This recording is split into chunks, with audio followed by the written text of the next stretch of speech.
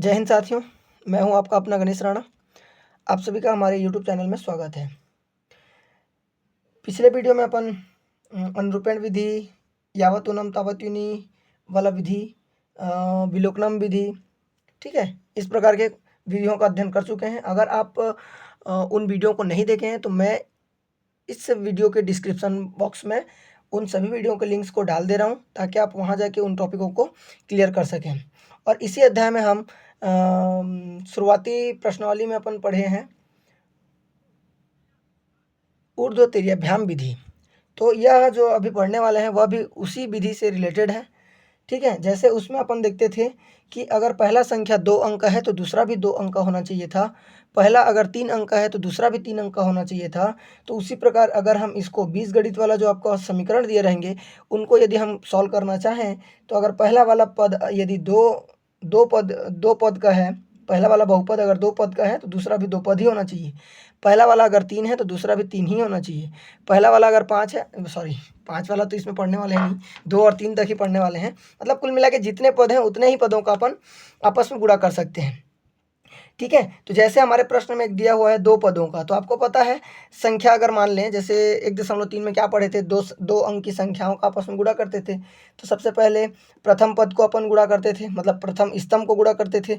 उसके बाद प्रथम द्वितीय दोनों को कर देते थे। उसके बाद सिर्फ द्वितीय को ही करते थे और इस प्रकार से हमारा आंसर निकल के आ जाता था। तो वैसे ही इसमें भी करना है, 2 पद हैं तो सबसे पहले हमको प्रथम स्तंभ को लेना है। तो प्रथम स्तंभ को लेंगे तो इन दोनों का पहले गुणा करेंगे तो 4 और 1 4 एकम आपका 4 आ जाएगा। चूँकि ये क्या है, एक्स वाला पद है तो इसमें हम आपस में हासिल वाला कोई सिस्टम है ही नहीं, ठीक है। हासिल वाला ऐसा दिक्कत नहीं है, तो जो आएगा उसी को ही आपस में जोड़ करके हम लास्ट में लिख देंगे। तो 4 एकम 4 आ जाएगा तो +4 आपका बन गया। उसके बाद प्रथम और द्वितीय दोनों स्तंभ को लेना है और उसमें हम क्या करते थे, तिर्यक गुणा करते थे, इसका गुणा इसके साथ, इसका गुणा इसके साथ। तो इस प्रकार से यहाँ गुणा हुआ है तो 4 तिया आपका कितना आ जाएगा 12x और 2 एकम 2x आ जाएगा। 12 और 2 को जोड़ेंगे तो हमको मिल जाएगा 14x। तो इसके ये वाला पद में आपका आ जाएगा 14। उसी प्रकार इन दोनों का आपस में गुणा कर देंगे तो 3 दोनों कितना आ जाएगा 6 और x गुणा x करेंगे तो कितना आ जाएगा x का वर्ग। तो इस प्रकार से हमारा इसका आंसर निकल के आ जाएगा। मतलब कि यदि आपको ऊर्ध्व तिर्याभ्याम विधि क्लियर है तो आप इसको आसानी से बना सकते हैं, क्योंकि सेम वही मेथड है, वही ट्रिक है और वैसे ही आपका सॉल्व होने वाला है। चलिए अब हम देखते हैं एक 3 पद वाला किस प्रकार से गुणा होता है। ये रहा प्रश्न। जैसे बहुपद x² + 3x + 2 और दूसरा बहुपद है 5x² + x + 1 का गुणनखंड ऊर्ध्व तिर्याभ्याम विधि से कीजिए। तो भैया आपको दिख रहा है ये प्रथम स्तंभ, ये द्वितीय स्तंभ और ये तृतीय स्तंभ। तो सबसे पहले हम क्या करते हैं, प्रथम स्तंभ का गुणा करते हैं। तो 2 गुणा 1 करेंगे तो 2 एकम 2 मिल जाएगा। तो ये हमने प्लस में 2 लिख दिया क्योंकि दोनों प्लस में है। अगर दोनों में से कोई एक माइनस में रहता तो हम यहाँ पर माइनस लगा देते, ठीक है। उसके बाद क्या करते हैं, प्रथम द्वितीय दोनों को ले लेते हैं। मैं आपको यहीं एक्सप्लेन कर दे रहा हूँ, बाकी आपको कैसे लिखना है वो आप इस एग्जाम्पल में देख सकते हैं। सभी के पाठ्य पुस्तक में वो दिया हुआ है मेथड, वैसे ही आपको प्रश्नावली के क्वेश्चन को सॉल्व करने हैं। तो आप यहाँ पर मेथड को समझिए और उदाहरण देख करके जितने भी क्वेश्चन है उनको बनाने की कोशिश करना, ठीक है। उसके बावजूद भी यदि आपको कोई दिक्कत आता है तो आप हमें कमेंट बॉक्स में बता सकते हैं, हम प्रॉपर उसी क्वेश्चन का वीडियो सॉल्यूशन आपको प्रोवाइड करा देंगे, ठीक है। तो सबसे पहले हमने प्रथम पद का गुणा किया तो 2 एकम 2। उसके बाद प्रथम द्वितीय करते हैं, लेकिन आप जानते हो कि उसका तिर्यक गुणा होता है।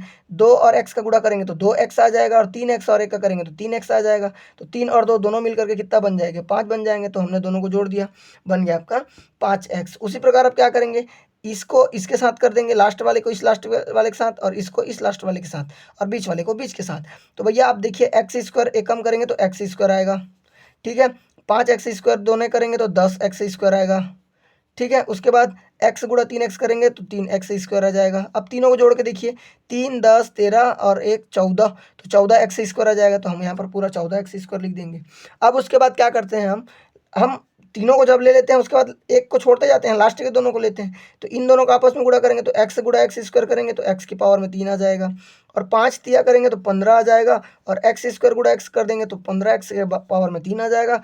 और दोनों को जैसे ही हम जोड़ेंगे तो हमको मिल जाएगा 16 और यही 16 यहाँ पर लिखा हुआ है, देख लीजिए 16x की पावर में 2। अब क्या करते हैं, लास्ट में जो बचता है उसी को ही कर देते हैं, ठीक है। अब जो लास्ट में बचता है उसी को करते हैं। तो यहाँ पर क्या है, x के पावर में 2 और यहाँ पर क्या है 5x के पावर में 2। तो भैया संख्या क्या है, 5 एकम 5, यहाँ पर कुछ नहीं मतलब 1, तो 5 एकम 5 और एक्स स्क्वायर मिल करके एक्स की पावर में 4 बन जाएगा। तो लास्ट में आपका आंसर निकल के आ जाएगा 5x की पावर में 4। और सभी को जब हम मिलाकर बोलेंगे तो क्या बोलेंगे भैया, 5x की पावर में 4 प्लस 16x की पावर में 3 प्लस 14x की पावर में 2 प्लस 5x प्लस में 2। और यही आपका क्या हो जाएगा जी, उस बहुपद का ऊर्ध्वतिर्यभ्याम विधि से गुणनखंड हो जाएगा। ऐसे ही आपको सॉल्व करने हैं आपके प्रश्नावली में जितने भी क्वेश्चन हैं। अगर आपको कोई दिक्कत आती है तो आप हमें कमेंट बॉक्स में बता सकते हैं। ये रहे आपके प्रश्नावली के प्रश्न जिनको आपको ट्राई करना है। जैसे पहला वाला में क्या है, 2 पद है तो भैया 2 पद में प्रथम स्तंभ, फिर प्रथम द्वितीय, फिर द्वितीय। उसी प्रकार ये भी 2 पद है, 2 पद के हिसाब से बन जाएगा। ये भी 2 पद है, ये भी 2 पद है, ये आपका 3 है और ये वाला आपका 3 है। तो इसमें आपको ध्यान क्या कहाँ रखना है, जो जो भी बहुपद दिया हुआ है अगर कहीं पर आपको माइनस दिखने को मिला तो वहाँ पर थोड़ा सा एक्टिव हो जाना और माइनस और प्लस का आपस में गुणा करना, क्योंकि वही अधिकतर आंसर को गड़बड़ करता है। तो वहाँ पर आपको विशेष ध्यान देने की ज़रूरत है जहाँ पर आपको माइनस देखने को मिले। तो ये सभी क्वेश्चन है आपके अभ्यास के लिए, तो आप सभी इसको ट्राई करना, सॉल्व करना। बन जाता है बढ़िया बात है, नहीं बनता है तो आप हमें कमेंट बॉक्स में बता सकते हैं, हम उनका वीडियो सोल्यूशन आपको प्रोवाइड करा देंगे। और इसके नीचे में आप देख पा रहे हैं भाग विधि करके लिखा हुआ है।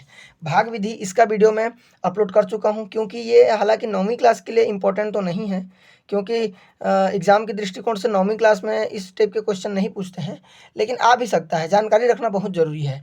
तो इसको एक्सप्लेन करके मैं पहले से ही वीडियो बना चुका हूँ और इस चैनल पर पहले से ही अपलोड है, तो उसका भी मैं वीडियो का लिंक जो है डिस्क्रिप्शन बॉक्स में डाल दूंगा, तो आप सभी वहां से इसको भी क्लियर कर सकते हैं कि भाग विधि से बहुपदों को कैसे भाग दिया जाता है। चलिए ठीक है, फिर आज की क्लास अपन यहीं तक रखते हैं, मिलते हैं अपन अपने नेक्स्ट वीडियो में, तब तक के लिए जय हिंद।